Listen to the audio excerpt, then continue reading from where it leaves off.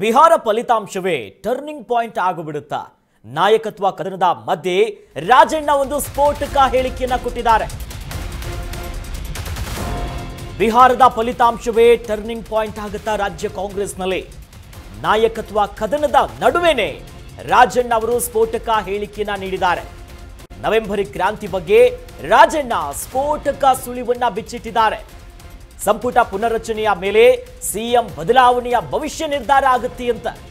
ಬದಲಾವಣೆಯ ಬಗ್ಗೆ ಮಾಜಿ ಸಚಿವ ಕೆಎನ್ ರಾಜಣ್ಣ ಅವರು ಕೊಟ್ಟಿರುವಂತಹ ಹೇಳಿಕೆ ಇದು ಬಹಳಷ್ಟು ಹಲ್ಚಲನ್ನ ಎಬ್ಬಿಸ್ತಾ ಇದೆ. ಒಂದು ಕಡೆಯಲ್ಲಿ ಬಿಹಾರದ ಫಲಿತಾಂಶ ಆದ್ಮೇಲೆ ಮಹತ್ವದ ನಡೆ ಅನ್ನೋದು ಗೊತ್ತೇ ಇದೆ. ಅದರ ನಡುವೆ ಈ ನಾಯಕತ್ವ ಕದನ ಏನೇನು ಆಗ್ತಾ ಇದೆಯಲ್ಲ, ಪವರ್ ಶೇರಿಂಗು ಅಂದ್ರೆ ಬದಲಾಗ್ತಾರೆ ಸಿಎಂ ಅನ್ನೋದ್ರ ಬಗ್ಗೆನೇ ಸ್ಫೋಟಕವಾಗಿ ಒಂದು ಹೇಳಿಕೆ ಕೊಟ್ಟಿದ್ದಾರೆ. ಅಂದ್ರೆ ಸಂಪುಟ ಪುನರ್ರಚನೆಯ ಮೇಲೆ ನಿರ್ಧಾರ ಆಗುತ್ತೆ.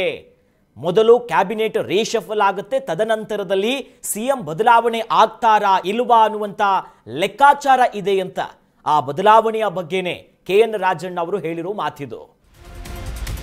ಇದೇ ವಿಚಾರಕ್ಕೆ ಸಂಬಂಧಪಟ್ಟಂತೆ ಅಪ್ಡೇಟ್ ಕೂಡ ಲಭ್ಯವಾಗ್ತಿದೆ.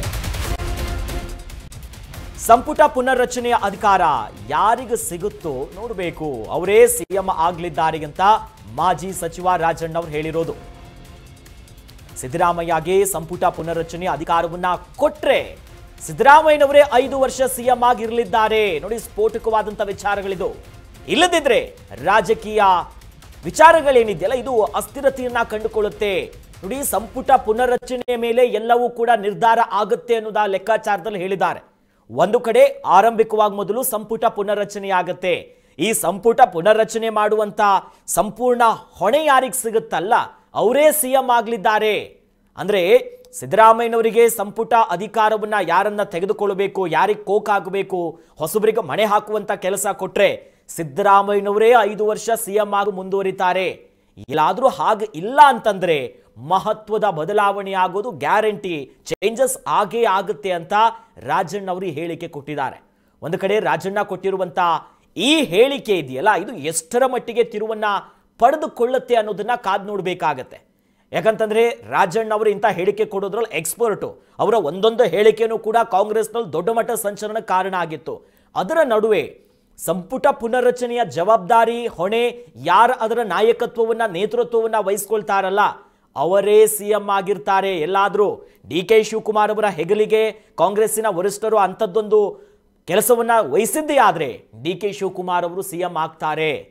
ಇಲ್ಲ ಅಂತಂದ್ರೆ ಸಿದ್ದರಾಮಯ್ಯನವರೇ ಪೂರ್ಣ ಅವಧಿಗೆ 5 ವರ್ಷನೂ ಕೂಡ ಅವರೇ ಆಗಿರ್ತಾರೆ. ಅಂದ್ರೆ ಇನ್ನು ಮಿಕ್ಕಿದ 2.5 ವರ್ಷ ಏನ್ ಬಾಕಿ ಇದೆಯಲ್ಲ, ಹಾಗಾಗಿ ಸಿದ್ದರಾಮಯ್ಯನವರೇ ಮುಂದುವರಿತಾರೆ ಎನ್ನುವಂತ ಮಾತನ್ನ ಹೇಳಿದ್ದಾರೆ.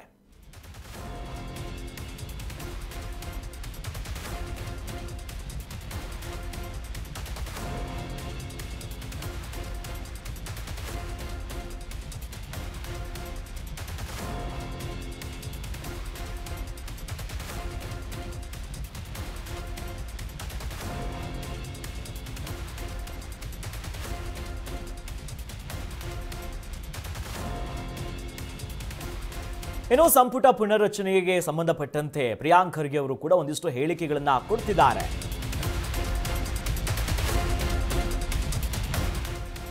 ಸಂಪುಟ ಪುನರ್ರಚನೆಯ ಬಗ್ಗೆ ಹೈಕಮಾಂಡ್ ತೀರ್ಮಾನವನ್ನ ಮಾಡುತ್ತೆ. ಬೆಂಗಳೂರಿನಲ್ಲಿ ಸಚಿವ ಪ್ರಿಯಾಂಕ್ ಖರ್ಗೆ ಈ ಬಗ್ಗೆ ಹೇಳಿಕೆಯನ್ನ ಕೊಟ್ಟಿದ್ದಾರೆ. ಎಲ್ಲವನ್ನ ಹೈಕಮಾಂಡ್ ತೀರ್ಮಾನ ಮಾಡುತ್ತೆ ಅನ್ನೋದಾಗಿ.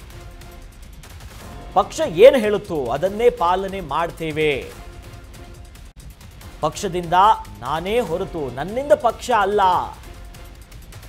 ಈ ಮಾತನ್ನ ಸಚಿವ ಪ್ರಿಯಾಂಕ್ ಖರ್ಗೆ ಅವರು ಹೇಳಿರೋದು. ಒಂದು ಕಡೆ ನೋಡಿ, ಸಚಿವ ಸ್ಥಾನ ಪುನರ್ರಚನೆ ಆಗುತ್ತೆ, ಪವರ್ ಶೇರಿಂಗು ಎಲ್ಲ ಚರ್ಚೆಗಳ ನಡುವೆ ಬೆಂಗಳೂರಿನಲ್ಲಿ ಮಾತನಾಡುವಂಥ ಸಂದರ್ಭದಲ್ಲಿ ಒಂದು ಹೇಳ್ತಾರೆ ಮಾಧ್ಯಮದವರ ಮುಂದೆ, ನೋಡಿ ಪಕ್ಷ ಮುಖ್ಯ, ಹೈಕಮಾಂಡ್ ನಾಯಕರು ಯಾವ ಸೂಚನೆಯನ್ನ ಕೊಡ್ತಾರೆ ನಾವು ಅದಕ್ಕೆ ಬದ್ಧವಾಗಿರ್ತೀವಿ, ಹೈಕಮಾಂಡೇ ಎಲ್ಲ, ಪಕ್ಷ ಏನು ಹೇಳುತ್ತೋ ನಾವು ಅದನ್ನೇ ಪಾಲಿಸ್ತೀವಿ ಅನ್ನೋ ಲೆಕ್ಕಾಚಾರದಲ್ಲಿ ಹೇಳಿದ್ದಾರೆ. ಇದು ಕಾಂಗ್ರೆಸ್ಸಿನ ಇರ್ಬೋದು, ಬಿಜೆಪಿ ಎಲ್ಲರ ಒಂದು ಸ್ಟ್ಯಾಂಡರ್ಡ್ ಆನ್ಸರ್. ನಮಗೆ ವ್ಯಕ್ತಿ ಮುಖ್ಯ ಅಲ್ಲ, ಪಕ್ಷ ಮುಖ್ಯ, ಪಕ್ಷ ಏನು ಹೇಳುತ್ತೆ ನಾವು ಪಕ್ಷದ ಕೆಲಸ ಮಾಡ್ತೀವಿ ಅಂತ ಅದನ್ನೇ ಪ್ರಿಯಾಂಕ್ ಖರ್ಗೆ ಅವರು ಕೂಡ ಪುನರುಚ್ಚರಿಸಿದ್ದಾರೆ. ನೋಡಬೇಕು ಎಷ್ಟರ ಮಟ್ಟಿಗೆ ಯಾವ್ಯಾವ ಬದಲಾವಣೆಗಳನ್ನ ಪಡ್ಕೊಳ್ಳುತ್ತೆ ಇವರ ಹೇಳಿಕೆ ಅಂತ. ಹಾಗಾಗಿ ಸಚಿವ ಸ್ಥಾನದ ಪುನರ್ರಚನೆಯಂತೂ ಖಚಿತ ಆಗಿದೆ. ಬಟ್ ಪವರ್ ಶೇರಿಂಗ್ ಲೆಕ್ಕಾಚಾರಗಳು ನೋಡಬೇಕು. ಒಟ್ಟಿನಲ್ಲಿ ಕಾಂಗ್ರೆಸ್ನಲ್ಲಿ ಒಬ್ಬೊಬ್ಬರು ನಾಯಕರು ಒಂದೊಂದು ಬಹಿರಂಗ ಹೇಳಿಕೆ ಕೊಡ್ತಿದ್ದಾರೆ. ನೋಡಿ, ಒಂದು ಕಡೆಯಲ್ಲಿ ಸುಮ್ಮನಂತೂ ಯಾರೂ ಕೂತ್ಕೊಳ್ತಾ ಇಲ್ಲ. ಪ್ರಿಯಾಂಕ್ ಖರ್ಗೆ ಅವರು ಹೈಕಮಾಂಡ್ ಏನು ಹೇಳ್ತಾರೆ ನಾವು ಪಾಲನೆ ಮಾಡ್ತೀವಿ ಅಂತೀವಿ.